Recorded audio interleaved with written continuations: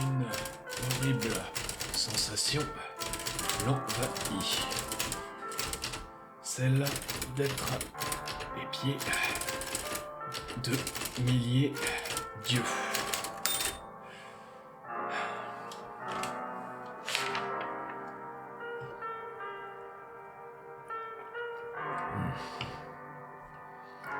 C'est pas terrible.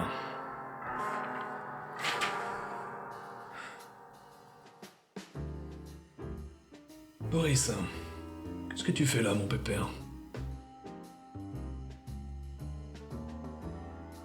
Comment ça, je te paie pas assez en croquettes? Tu veux peut-être qu'on parle de l'état dans lequel tu mets mes meubles?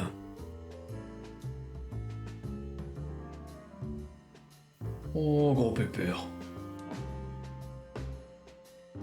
Alors comme ça, t'as une enquête à nous confier. Et tu comptes nous payer comment pour l'amener à bien, gros malin? J'aurais dû m'en douter. C'est non, Boris. On est déjà assez sur la corde raide comme ça. La visibilité? Et puis comment ça, j'ai rien de mieux à foutre? Je dois justement trouver comment brancher ce foutu téléphone. Bon, admettons. Qu'est-ce que t'as en tête?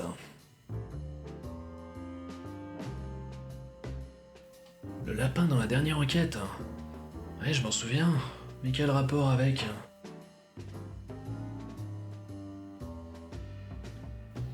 Évidemment. Tu veux qu'on parle de lapin maintenant? Ça me paraît boueux comme terrain. Mais pourquoi pas? Bon. Retourne à ton montage.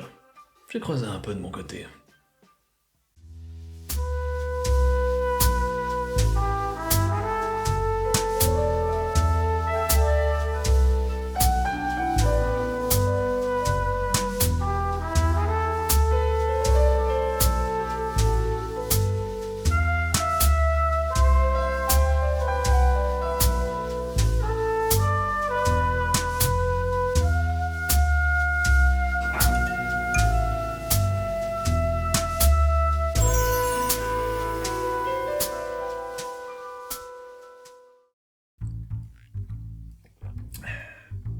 Bon. Vient un problème majeur. L'absence de problème, justement. Ici, on résout des enquêtes. Or, je vois pas trop comment je pourrais aborder le sujet sans fil directeur. À méditer. Mais bon, inutile de tergiverser davantage. Lançons-nous. On lèvera peut-être un lièvre après s'être enfoncé dans les bois. Avez-vous déjà entendu parler de Marcel Benabou? C'est un auteur français né en 1939, qui est notoirement inconnu pour avoir écrit « Pourquoi je n'ai écrit aucun de mes livres ?» un essai visant à justifier la raison de son inutilité, qui, paradoxalement, en est devenu indispensable, puisque, dans l'idée, il n'existe pas, ne raconte rien et ne sert à rien, tout en existant à son insu. Alors, la musique des Mujeres sin Cinta, c'est quelque chose entre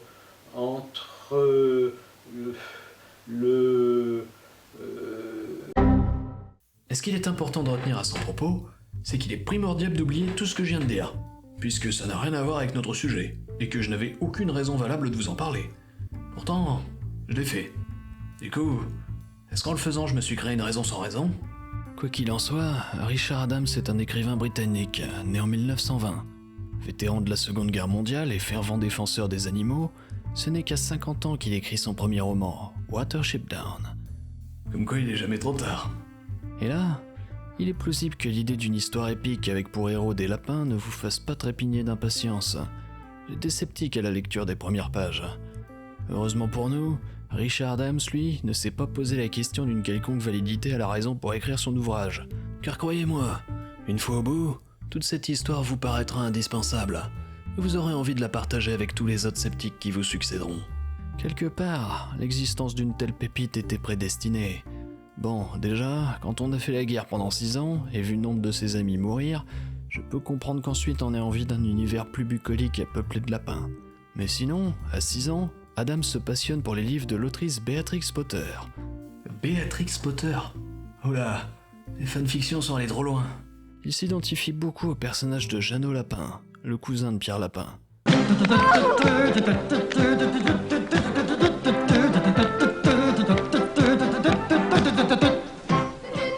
Vous avez tous reconnu notre ami Jeannot Lapin.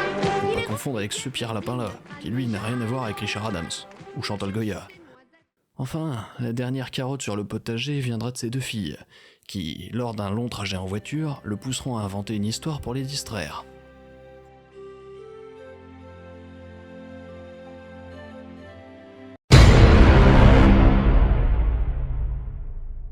À sa sortie, et malgré le refus de plusieurs maisons d'édition auparavant, le livre va connaître un sacré succès, lançant définitivement la carrière de l'auteur. Par la suite, cette tendance à choisir des animaux pour personnages restera à travers nombre de ses récits. Par exemple Shardik, qui, comme son nom ne l'indique pas, parle d'un ours. Ou encore The Plague Dogs. Ce dernier sera d'ailleurs, comme Watership Down, adapté en film d'animation.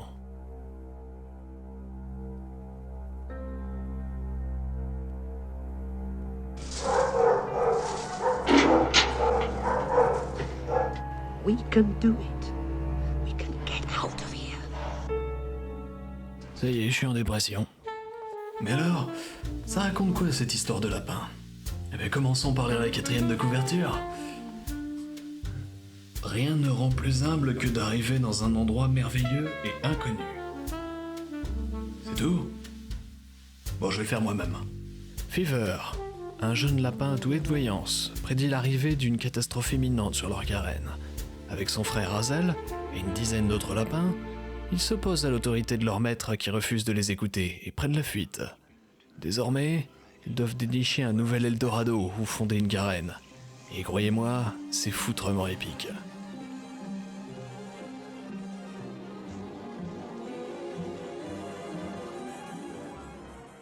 La particularité de Watership Down, c'est qu'en dépit de son pitch attrayant pour les enfants, son écriture, tout comme les thèmes abordés, reste très adulte. Déjà, regarde-moi ce pavé.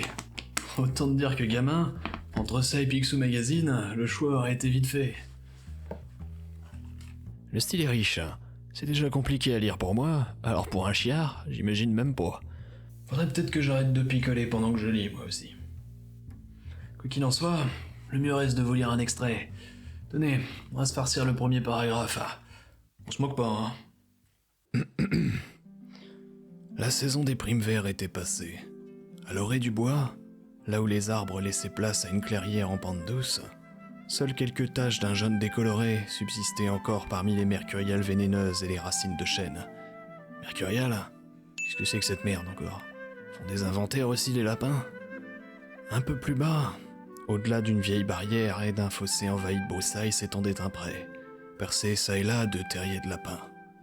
Par endroits, l'herbe avait complètement disparu, et partout traînaient des chapelets de crottes entre lesquels rien ne poussait hormis la jacobée. Putain, mais j'ai une gueule à retenir les noms de plantes, moi. Plus loin encore, un maigre cours d'eau disparaissait presque sous le cresson, et le populage des marais. Un chemin pour charrette le franchissait d'un petit pont avant de remonter l'autre versant jusqu'à un portail à claire-voie ménagé dans une haie d'épines. Un claire-voie, hein? Ce qui est clair, c'est qu'ils me prennent bien pour un gland, ouais.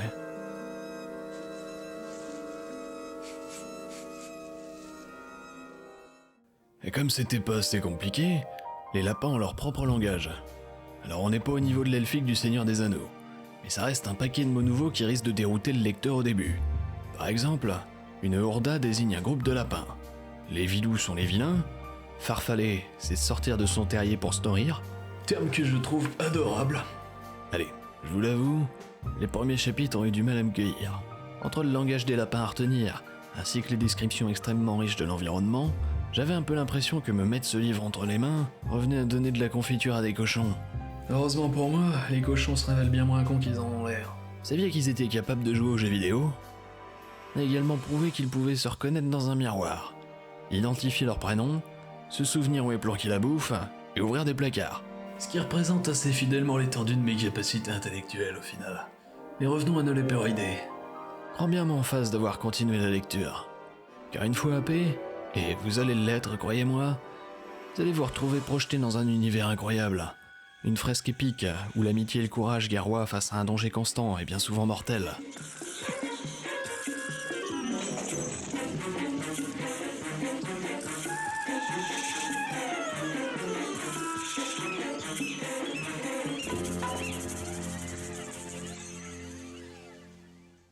En plus d'être extrêmement choupi, parce que les lapins, c'est mignon.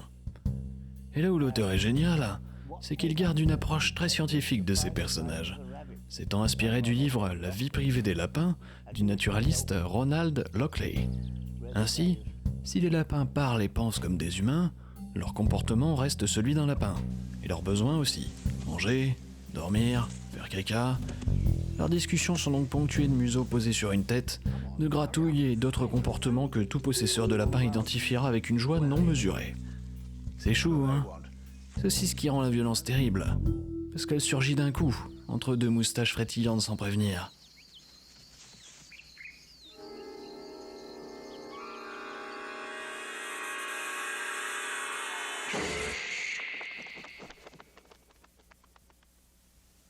Sachez également qu'en plus d'un film d'animation sorti en 1978, traduit La folle escapade chez nous, le roman a connu 2 adaptations en série.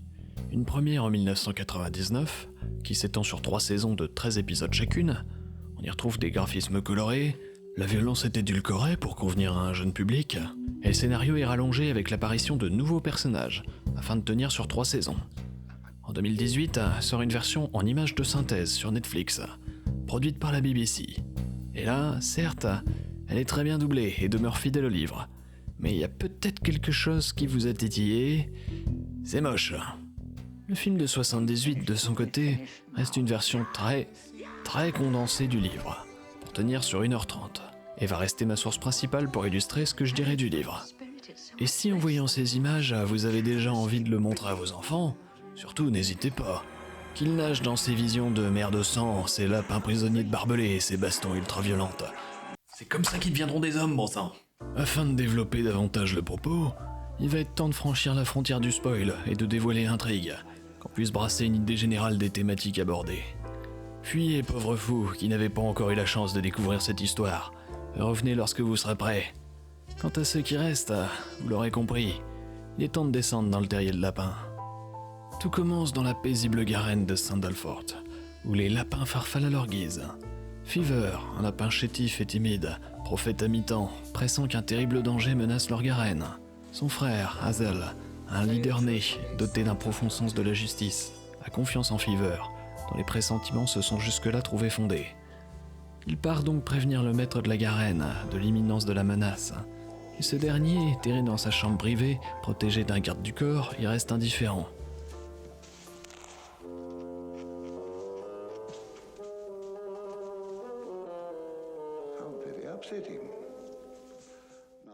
En parallèle, la garenne n'est pas l'idylle qu'elle affiche de façade.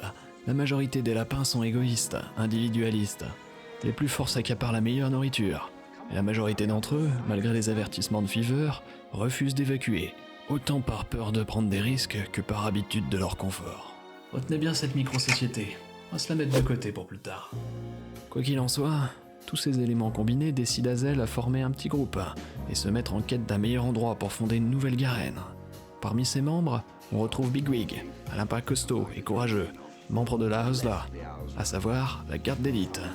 Pipkin, jeune et peureux, mais intelligent. Et enfin, Dandelion, une sorte de Gandalf, qui aime raconter des histoires et sera notre introduction à la majorité des événements de lore entourant l'univers des lapins. Et le lore, parlons-en. Rassurez-vous, je serai bref. Je préfère vous laisser découvrir ça par vous-même. Mais le récit est entrecoupé d'histoires contées par Dandelion, développant toute une cosmogonie, avec son dieu, Crick, qui représente le soleil, ses figures de légende, comme Hela-Haera, appelée Shravisha en français. Bon sang, ils pouvaient pas faire des noms plus prononçables ces cons-là. Ses figures mystiques, telles le lapin noir d'Henley, une sorte de Sinistros sauce lapin. Tous ces mythes, sans être indispensables à la trame principale, se révèlent toujours savoureux. D'ailleurs, je ne résiste pas à l'envie de vous en conter un, lequel dévoile la raison derrière la célérité des lapins. Dans les temps anciens, Crick, à savoir Dieu, lequel s'emmerdait un brin, décide de chier à travers toute la Voie lactée. Et paf, ça fait des étoiles. Ensuite, le bougre crée la vie, parce que les étoiles c'est bien, mais on s'emmerde toujours. Sauf que l'Arsouille, grand idéaliste, les animaux qu'il crée, il les fait égaux et végétariens. Putain de gauchiste. Ainsi, renard et lapin s'entendent comme chien et chat, copains comme cochons. Le fameux l'autre là, Il existe déjà à ce moment-là. Le Gus vit sa meilleure utopie patriarcale, vu qu'il dispose d'un harem très fourni, et que globalement, ses passe-temps se résument à manger et tirer des coups. Putain de droitard. Sauf que voilà, comme tous ces enfants limites, la nourriture commence à manquer. En constatant ce bordel, Crick prévient Charviche, mes couilles, que « Hey Coco, la capote c'est pas que pour les bagnoles, hein. Contrôle-toi, ou je m'en occuperai moi-même. » Don Juan, facétieux devant l'Éternel, lui répond « T'inquiète ma gueule, les lapins c'est les plus forts, et de toute façon, si on se reproduit autant, c'est par amour pour toi, toi-même tu sais. » Et là, Crick, qui pourrait tuer Schravilstruc pour son insolence, se résout à l'épargner, car il estime sa malice et préfère le garder en vie. Ça me rappelle un peu François Ier et son bouffon Triboulet, lequel est épargné malgré son outrage au roi, parce qu'il l'a quand même bien fait marrer. Je ne saurais pas dire si c'est une inspiration pour l'auteur ou non par contre, mais reprenons. En représailles, Crick prend ses mesures et convoque tous les animaux afin de leur faire un don unique à chacun. Ainsi, le merle reçoit son champ, la vache ses cornes, et tous les futurs prédateurs reçoivent des crocs, des griffes, avec en bonus un besoin naturel de chasser le lapin. Pendant ce temps-là, Charviche, Jackie la truffe, occupé à rentrer dans le mou, reçoit un avertissement d'une hirondelle. Fais gaffe à ton cul, y a la bande à Bader qui va bientôt débarquer de faire la fête. Chez. Jackie est pris de panique et se met à creuser la terre pour se cacher. Crick débarque avec l'intention de lui donner son présent. Sauf que paniqué, Schravilcha lui répond dans les grandes lignes « J'ai pas le temps, je dois creuser. Par là mon cul, ma tête est cachée. » Qu'il en soit ainsi. Alors, Crick bénit le cul du lapin, lui conférant force et vitesse. Et voici donc d'où les lapins tiennent leurs pattes arrière si puissantes. C'est pas mal, hein? His back legs grew long and powerful, and he tore across the hill faster than any creature in the world. Allez, retrouvons le cours de notre récit. Après moult péripéties, en quête d'un espace infini, où la nourriture serait abondance, le danger écarté, flânerie et somnolence, le pinacle de leur activité. Pardon, je m'égare. Le groupe fait la rencontre d'une autre Gourda. Ses membres sont bien portants, bien nourris et bien sympathiques, mais bien cryptiques quant à la véritable nature de leur garenne. L'opulence vient d'un homme qui les nourrit copieusement en abandonnant ses restes. Il n'y a qu'à se servir. Gare cependant, à toute facilité vient un prix à payer. Dans les environs, des pièges sont dissimulés. L'homme engraisse les lapins pour, par la suite, disposer d'un meilleur dîner. Je me suis encore égaré, c'est ça? Ici, le choix est fait de vivre dans la facilité, quitte à fermer les yeux sur les malchanceux que le destin aura choisis.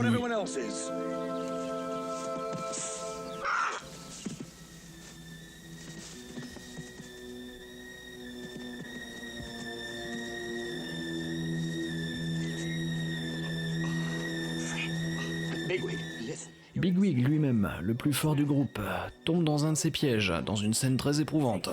Une fois encore, je vous mets à contribution. On note son modèle de côté, et on met de côté. Hazel et ses amis parviennent finalement assez vite à Watership Down, qui est le nom d'une colline existant réellement d'ailleurs, située au sud de l'Angleterre, dans le comté de Hampshire. Sur place, nos lapins se rendent compte d'un souci capital pour pérenniser la future colonie. Les couilles sont pleines, mais y a pas de cible à tirer. Pas sûr de la métaphore pour le coup. Ainsi commence la sempiternelle quête masculine, devant laquelle toutes les espèces sont égales.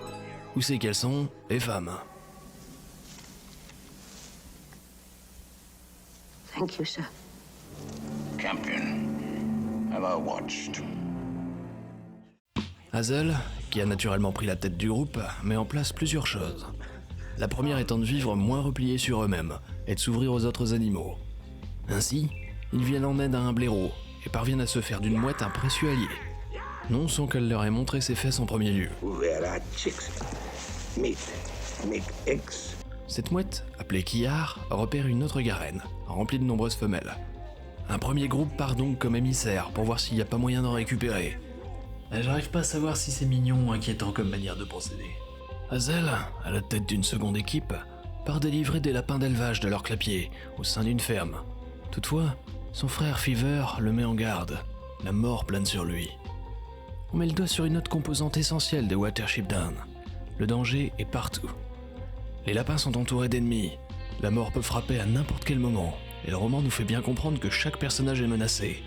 D'un côté, Bigwig, sur lequel pèse une épée de Damoclès durant tout le récit, car justement, il a échappé de très peu à la mort au début. n'est pas le personnage principal, tout en étant le plus fort du groupe. À plusieurs moments, vous allez subir un sacré ascenseur émotionnel concernant sa survie. De l'autre, Hazel, confronté à la prédiction de son frère sur sa mort, c'est le protagoniste, mais Fever ou Bigwig pourraient sans problème prendre sa place. D'autant que ce dernier passe au premier plan durant plusieurs chapitres. Tout est une menace constante pour nos personnages. Et en plus de ça, le livre a une autre idée géniale. Si chaque espèce a son langage, les animaux disposent d'une langue commune qui leur est propre, leur permettant de communiquer entre eux. Sauf que jusque-là, la règle ne semblait pas concerner les prédateurs. Alors, quand un des méchants du récit, mutique depuis sa première apparition, finit par ouvrir la bouche à la fin, et que cette règle te revient d'un coup en tête, les frissons sont présents. Can you run? I think not. I think not.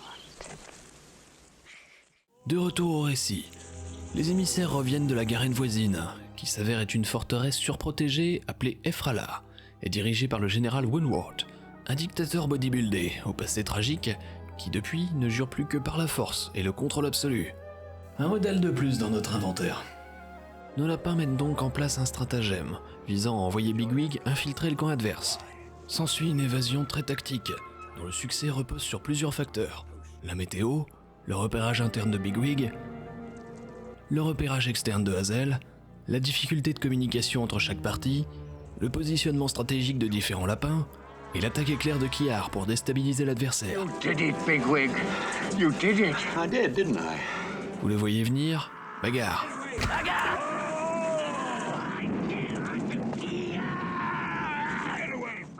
C'est bizarre.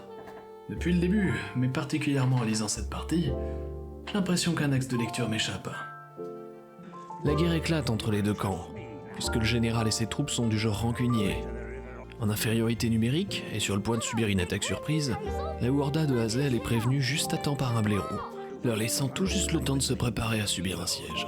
Hazel cherche d'abord à parlementer avec Woodward, mais malgré une sincère hésitation de sa part, celui-ci est trop formaté par ses convictions et préfère le chemin de la guerre. La bataille finale s'engage, résultant en de sanglantes confrontations.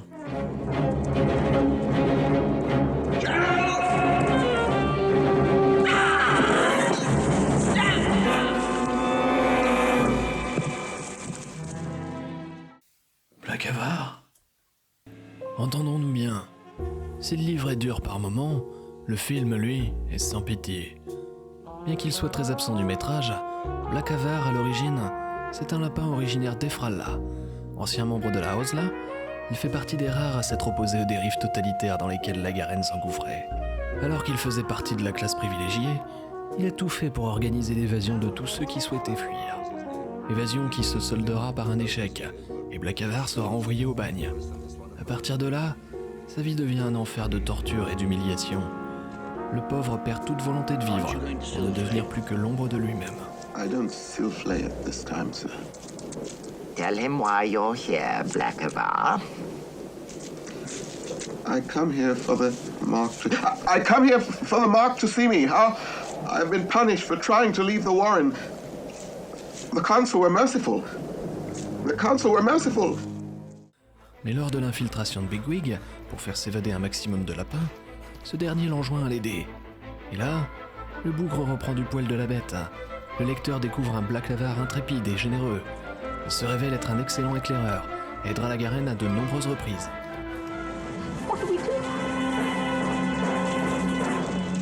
It nearly came off. We'll take one or two of them with us before it's finished.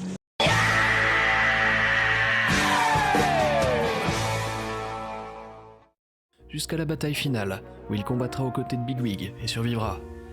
Parmi les seconds rôles, c'est certainement celui qui m'a le plus marqué. Du coup, le voir venir affronter le général tout seul, alors qu'il sait pertinemment n'avoir aucune chance, afin de permettre aux autres lapins de gagner du temps pour se mettre à l'abri, et le voir se faire laver le fion ainsi, oh c'est d'un crève-cœur. Ouais, j'ai un cœur moi aussi. À croire que ma vieille carcasse ne cache pas juste qu'un alcoolique misogyne et xénophobe. Adieu Blackavard. D'ailleurs, je vous mets la version originale, car sur la version française, son dernier mot n'apparaît pas. ce que je trouve très regrettable.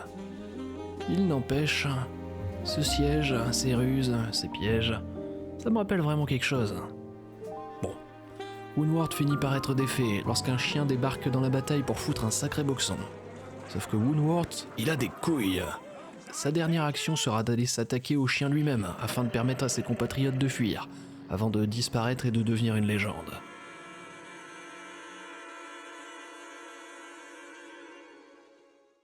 Hazel est enfin libre de fonder la colonie qu'il souhaite et d'y vieillir.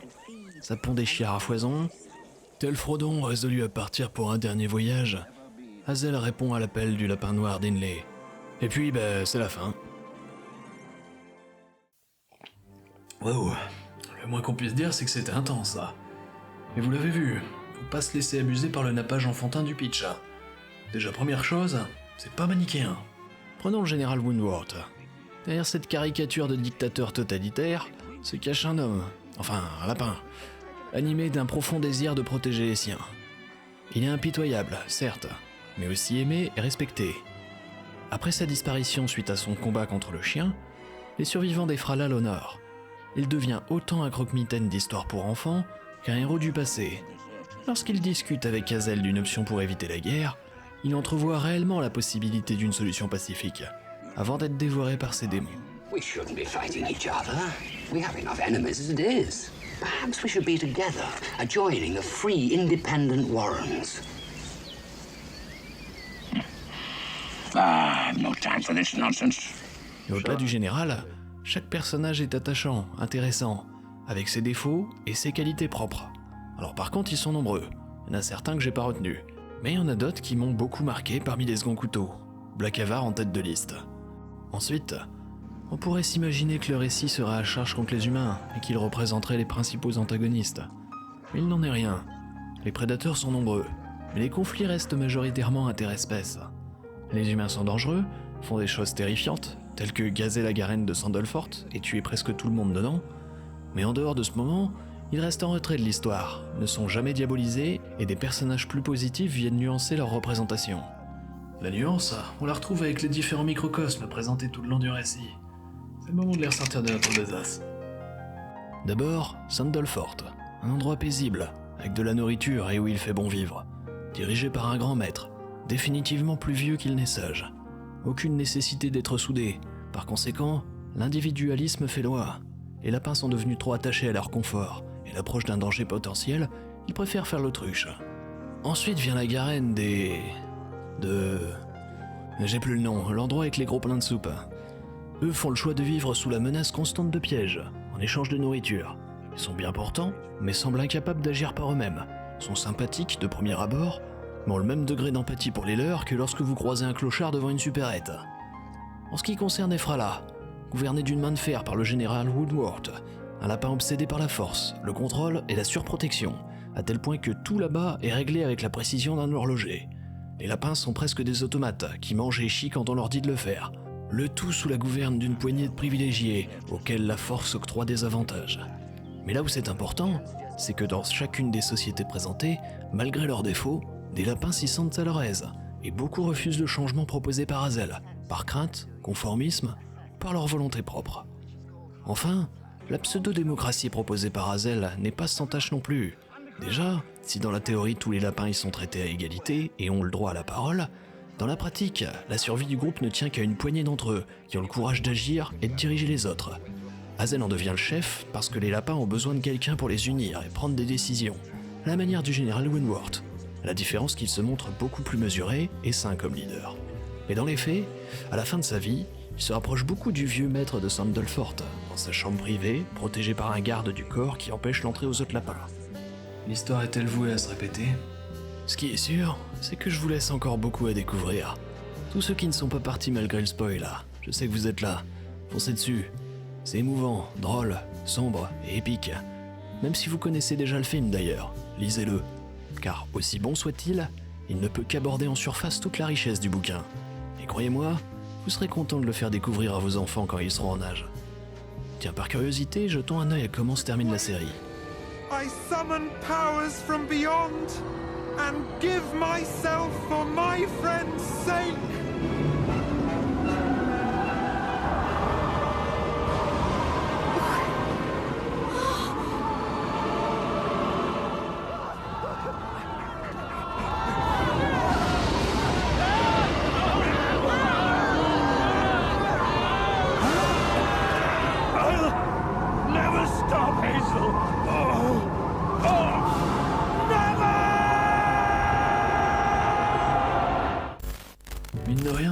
j'ai mené ma petite enquête durant cette chronique. J'ai enfin trouvé ce qui me faisait tiquer. Car je sais pas pour vous, mais à la lecture de plusieurs passages, les images qui se créaient dans ma tête étaient celles d'un film de guerre. Or après renseignement, je ne pensais pas si bien dire. Contrairement à ce que je pensais au début, Richard Adams n'a pas écrit Watership Down pour laisser la guerre derrière lui. Au contraire, son expérience du turbin transpire à travers chaque phrase du roman. Que ce soit le système de caste très hiérarchisé des lapins, la représentation d'une dictature totalitaire, le danger constant qui menace d'emporter l'un d'entre eux à tout moment, je pense notamment au rapace qui leur tombe dessus tel une bombe, ainsi que toutes les notions de camaraderie et de courage qui traversent le récit. Beaucoup des personnages principaux sont inspirés de camarades connus au front. Hazel est inspiré du major John Grifford, bigwig du capitaine Desmond Cavanagh, tué à la bataille d'Arnhem. Et la bataille d'Arnhem, c'est intéressant de s'y pencher un instant, car Richard Adams y a participé, et que son souvenir imprègne toute l'œuvre. La bataille d'Arnhem s'est déroulée en septembre 1944, dans le cadre de l'opération Market Garden. À l'époque, c'était la plus grande opération aéroportée du monde. On parle de 1500 avions de transport. Elle consiste en une vaste offensive des Pays-Bas, dont le but est de s'emparer des ponts et rivières pour ensuite atteindre la région de la Ruhr. Et surtout, contourner la ligne Siegfried, l'équivalent de la ligne Maginot, mais côté Schleu. 3 divisions aéroportées, 2 américaines et une britannique, ont pour objectif respectif de s'emparer des ponts de Eindhoven, Nijmegen et Arnhem. Je suis pas sûr pour la prononciation. Pour les ricains, ça fonctionne. Eindhoven et Nijmegen tombent sous leur contrôle. Mais du côté des roast-beef, il va y avoir un souci de taille. Bon, d'après la reconnaissance, la région est occupée uniquement par des unités jugées faibles, des blessés ou des replis. Pas de quoi fouetter un chat. Je te dis, la résistance néerlandaise rapporte la présence de blindés. Je vois pas ce qui pourrait mal se passer. Hello ? Comment ça, 2 Panzerdivision SS ? Et histoire de tomber encore plus de carib en là, pas n'importe quelle Panzerdivision. Les Verrückterhelm, autrement les casques fous.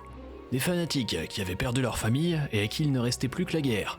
Et quand je dis fanatiques, on parle d'une division dont le slogan était « Profite de la guerre tant que tu le peux, parce que la paix sera terrible. Bon courage pour affronter des zouaves pareils. » C'est un carnage. Dans la nuit du 18 au 19 septembre, 2 bataillons sont décimés en tentant de percer les lignes allemandes. Sur les 500 hommes qui mènent l'assaut, seule une 50aine vont en réchapper. Le retard dans l'envoi des renforts va les obliger à se replier tout en ne leur disant le bilan des pertes. Au final, sur les 10 000 hommes engagés, seuls 2 000 parviendront à se replier. Et là, je ne vous parle pas des victimes civiles. Une bataille qui va indirectement inspirer l'auteur. L'aspect fuite et survie en milieu hostile, on le retrouve à de nombreux passages, comme par exemple la traversée du Rhin sur 2 ferries. Un environnement très masculin donc, qui explique aussi l'absence de personnages féminins principaux. Un aspect sur lequel il sera d'ailleurs critiqué, et qu'il reconnaîtra lui-même comme une limite de son livre. Oh voilà, on s'emmerde. C'est fou ça, dès qu'on parle de gonzesse ça devient chiant. Reparlons de flingue plutôt. Car oui, du coup, chaque situation est étonnamment tactique. Il est question de l'heure, de diversion, de stratégie, où chaque lapin a un poste bien précis avec une tâche à accomplir. Si bien que par moments, on a vraiment l'impression de se retrouver en pleine guerre.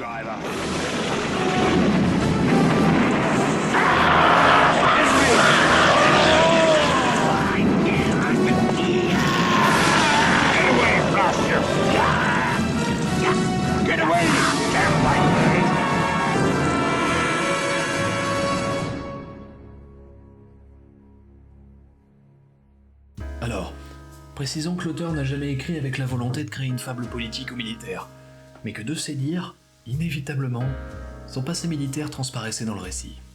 Ce qui, je trouve, rend l'œuvre encore plus touchante, parce qu'une fois qu'on sait que Watership Down est une allégorie involontaire de son vécu pendant la guerre, la lecture devient aussi poignante et terrible qu'elle n'est belle.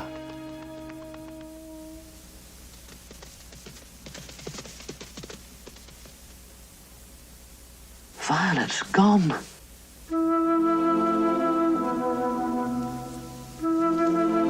We better keep moving.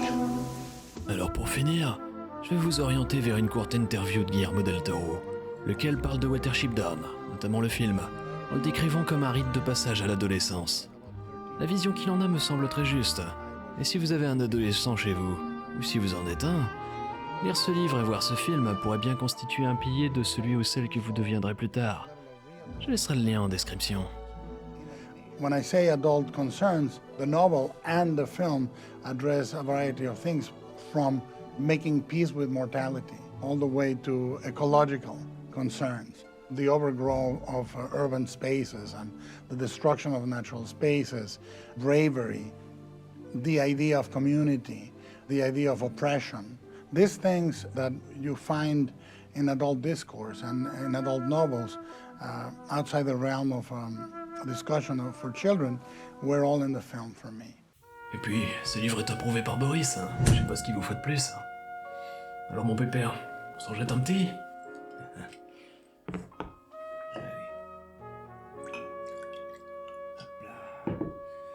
La mémoire de Black Avare. En tout cas, je dois bien reconnaître que t'as eu raison. Je m'attendais à déterrer une carotte, mais c'est tout le potager qui est venu. Quant à nous, vous avez apprécié cette enquête? Alors soyez paradins, un like, un commentaire, et pas refuser ça, cette adorable petite bouille, non? Allez, je vous dis à bientôt. Prenez soin de vous.